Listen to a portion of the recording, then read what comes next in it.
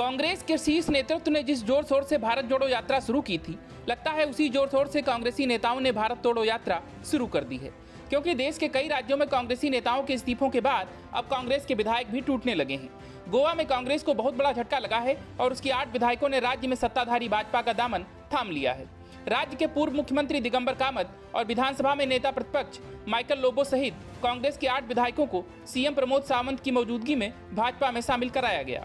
Digambar Kamat, Michael Lobo, देलीला Lobo, Rajesh Phaldesai, Kedar Naik, संकल्प आमुनकर, एलेक्सियो सेक्युएरा और Rudolf Fernandes सहित 8 विधायक बीजेपी में शामिल हो गए।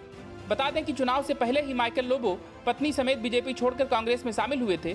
कुछ समय पहले भी गोवा कांग्रेस में इस तरह की स्थिति आई थी। तब पार्टी ने आरोप लगाया था कि माइकल लोबो और दिगंबर कामत कांग्रेस के दूसरे विधायकों को एकजुट कर रहे हैं। दोनों के खिलाफ विधानसभा स्पीकर के समक्ष अयोग्यता की याचिका भी दाखिल की गई थी, जिस पर अभी तक फैसला नहीं आया।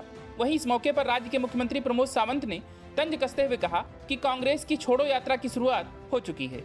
जबकि बीजेपी में शामिल होते ही माइकल लोबो ने कहा कि हम पीएम मोदी और सीएम प्रमोद सावंत के हाथ मजबूत करने के लिए बीजेपी में शामिल हुए हैं। कांग्रेस छोड़ो, बीजेपी को जोड़ो। इससे पहले 8 विधायकों के सीएम प्रमोद सावंत के साथ विधायकों की मुलाकात की तस्वीरें भी सामने आ गई। गौरतलब है कि गोवा कांग्रेस के ये विधायक काफी समय से पार्टी हाईकमान से नाराज चल रहे थे। बताया जा रहा है कि प्रदेश स्तर की राजनीति को लेकर वो राहुल गांधी से बातचीत के लिए समय चाहते थे, लेकिन ऐसा ना हो पाने के चलते उन्होंने इस्तीफा देने का मन बनाया। दूसरी तरफ विधायकों के छोड़कर जाने के बाद कांग्रेस नेताओं ने भाजपा पर जोरदार हमला बोला है। कांग्रेस प्रवक्ता सुप्रिया सीनेत ने कहा कि नहीं पता कि लोभ में या डर से बीजेपी गए हैं। भारत जोड़ो यात्रा से बीजेपी की जमीन खिसक गई है। जिन्होंने बीजेपी के खिलाफ वोट मांगा वो किस मुंह से बीजेपी में शामिल हो रहे हैं।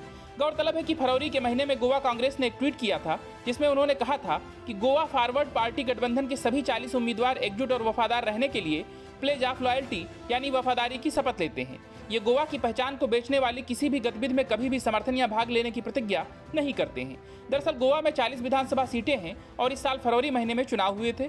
चुनाव परिणाम के बाद राज्य में बीजेपी गठबंधन के 25 तो वहीं कांग्रेस के 11 विधायक जीते थे, लेकिन अब कांग्रेस के सिर्फ 3 विधायक बचे हैं। वहीं यह सब कुछ उस वक्त पर हो रहा है जब कांग्रेस देश भर में भारत जोड़ो यात्रा निकाल रही है। कांग्रेस नेता राहुल गांधी के नेतृत्व में देश भर में 150 दिन की 3750 किलोमीटर की यात्रा निकाली जा रही है। ये यात्रा देश के 12 राज्यों से होकर गुजरेगी। भारत जोड़ो यात्रा का आज 8वां दिन है। Bureau report, news of India.